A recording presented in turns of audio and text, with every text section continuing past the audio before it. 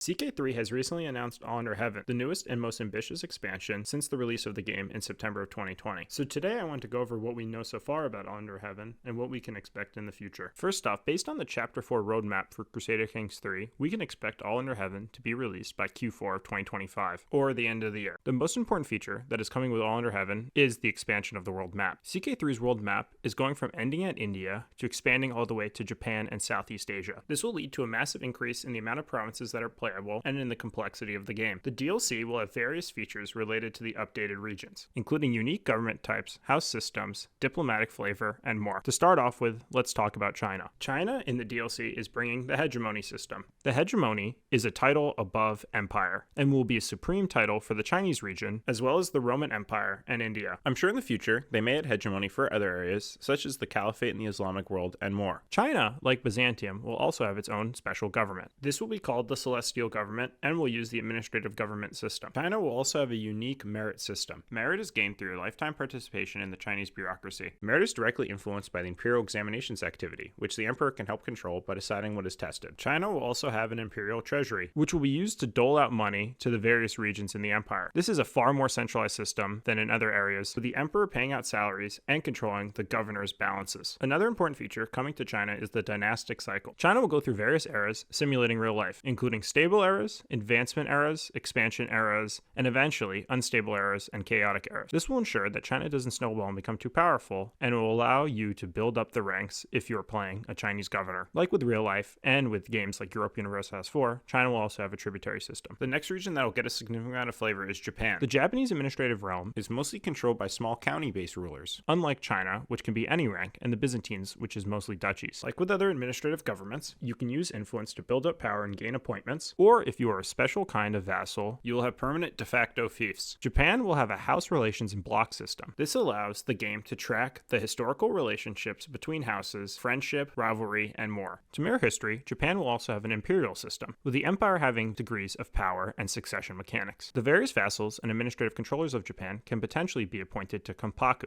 This is the de facto bureaucrat who rules Japan on behalf of the emperor. As time goes on, houses will build up strength and eventually unlock special house aspirations in the Japanese government system. The next major region coming in this update is Southeast Asia. There's a new special mandala government coming to Hindu and Buddhist states in this region. This will include a new special main holding type, new power as god kings, and new aspects to choose from, similar to house aspirations in the Japanese system. Finally, there are various other special features coming in All Under Heaven, including a feature called Great Projects, which will allow multiple rulers to pool together resources to build something, such as working on natural disaster relief or building the Great Wall, with natural disasters being a directly tied feature. One other major part of the game that is coming is the Silk Road. This will be a new effect visible on the map that will impact trade and China's influence on the world. But while many of these features are yet to be fully fleshed out, I'm sure in future dev diaries, Paradox will give us more information. But personally, I'm very excited for All Under Heaven. Are you guys excited for it? Please let me know in the comments down below. Sincerely, Wonder Productions.